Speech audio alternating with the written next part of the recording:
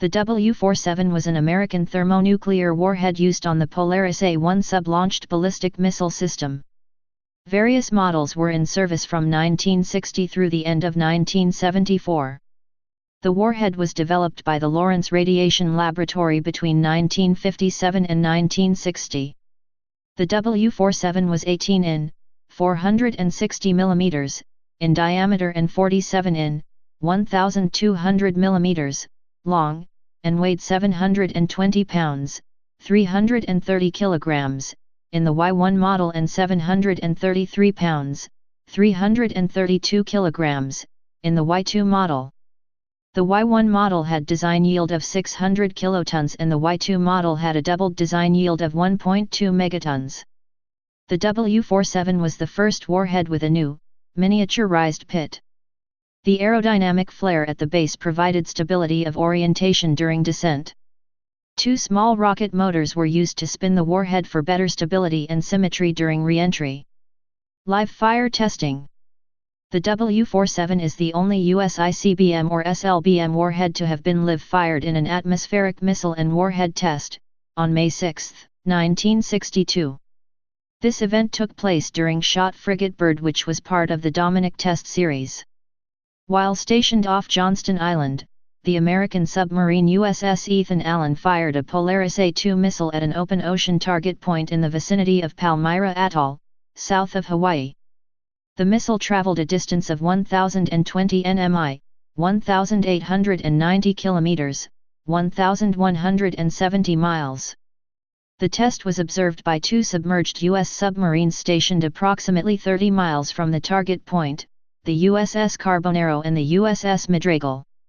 The missile warhead detonated at 23:30 GMT on May 6, 1962, approximately 2 kilometers from the designated target point, and at the target altitude of 11,000 feet, 3,400 m. The detonation was successful and had the full design yield of approximately 1.2 megatons. The shot was designed to improve confidence in the U.S. ballistic missile systems, though even after the test there was considerable controversy.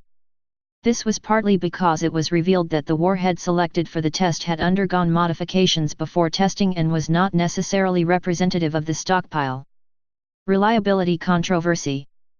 The history of the W47 warhead had a serious series of reliability problems with the warhead design. 300 of the EC-47 production prototype model were produced from April 1960 through June 1960, and were all promptly retired in June 1960 due to reliability concerns. Production of Y1 and Y2 models then proceeded in 1960 through 1964. A total of 1,060 Y1 and Y2 models were produced, but they were found to have so many reliability problems that no more than 300 were ever in service at any given time. In 1966, 75% of the stockpiled Y2 warheads were thought to be defective and unusable. Repair programs continued for some time. A number of the Polaris warheads were replaced in the early 1960s, when corrosion of the pits was discovered during routine maintenance.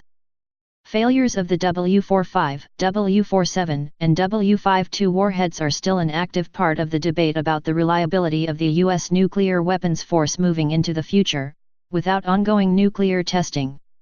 A one-point safety test performed on the W47 warhead just prior the 1958 moratorium, hardtack/Neptune, failed, yielding a 100-ton explosion.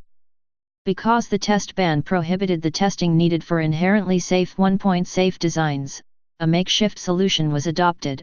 A boron-cadmium wire was folded inside the pit during manufacture, and pulled out by a small motor during the warhead arming process. Unfortunately, this wire had a tendency to become brittle during storage, and break or get stuck during arming, which prevented complete removal and rendered the warhead a dud. It was estimated that 50 to 75% of warheads would fail. This required a complete rebuild of the W47 primaries.